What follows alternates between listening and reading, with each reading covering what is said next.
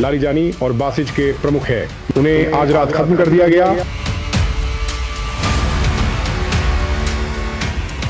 Iran आज के इतिहास के सबसे खतरनाक और अनिश्चित दौर से गुजर रहा है, जहां एक के बाद एक गिरते बड़े चेहरों ने पूरे देश को सन्न कर दिया।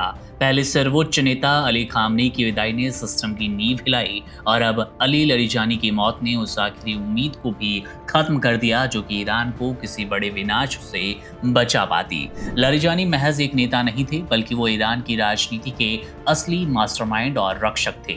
उन्हें समझना दरअसल उस ईरान को समझना है जो एक तरफ युद्ध के मैदान में खड़ा है और दूसरी तरफ कूटनीति की मेज पर दुनिया को चुनौती दे रहा है।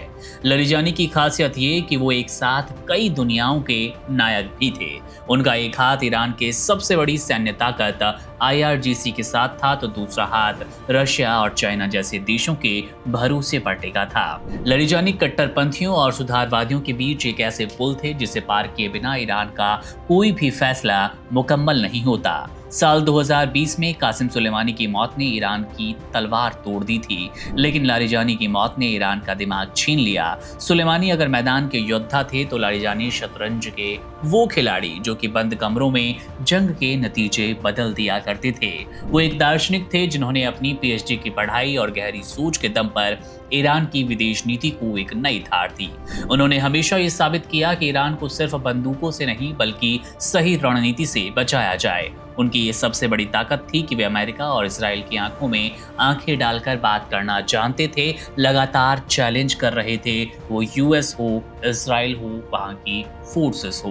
हाल ही में ईरान जब चौतरफा हमले का खतरा झेल रहा था तो लारिजानी को ही वापस बुलाकर राष्ट्रीय सुरक्षा परिषद की कमान सौंपनी पड़ी। उन्होंने खाड़ी देशों को दो टूक चेतावनी दी कि अगर उनके इलाके से ईरान पर आंच आई तो वहां मौजूद अमेरिकी ठिकाने राख बन जाएंगे और UAE जैसे देश इस बात को झेल भी रहे हैं।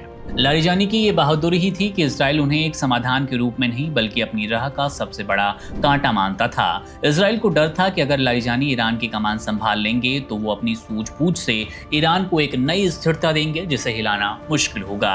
उनकी मौत ने अब ईरान के उस संतुलित रास्ते को बंद कर दिया जो कि बातचीत और युद्ध के बाद युद्ध के बीच एक बारीक रेखा बनाए हुए था। आज का ईरान अब और भी ज्यादा आक्रामक और कट्टर हो सकता है क्योंकि वहां अब कोई ऐसा चेहरा नहीं है जो कि जोश के बीच होश की बात करे। युद्ध के इस माहौल में लारिजानी का जाना ईरान के लिए एक अपूर्णीय क्षति है क्योंकि वो जानते थे कि मुश्तबा खामनेई जैसे चेहरों को आगे लाकर ईरान के भविष्य को सीमित नहीं किया जाना। फिलहाल ईरान की स्थिति ऐसी है कि उसके पास मिसाइलें तो हैं, लेकिन उन मिसाइलों को कूटनीति में बदलने वाला जादूगर अब शायद इतिहास बन गया। लारिजानी की विदाई के बाद अब तेहरान की गलियों में सन्नाटा है। बॉर्डर पर युद्ध की आहट तेज हो गई क्योंकि संतुलन बनाने वाला सबसे बड़ा नायक अब खामोश है। अब देखना दिलचस्प होगा कि लारिजानी की ये कमी ईरान किस तरह झेलता है, इस कमी को कैसे पूरा करता है और US इजराइल को इस जंग में मजबूती से किस बड़े नायक के साथ जवाब देता नजर आएगा। बहरहाल लारिजानी की मौत पर आपकी क्या राय है, इजराइल के दावों पर आपकी क्या टिप्पणी है, कमेंट बॉक्स में अपना कमेंट जरूर कीजिएगा। मेरा नाम है मुकुंद, आप बने रहिए वन इंडिया के साथ। शुक्रिया। Subscribe to One India and never miss an update. Download the One India app now.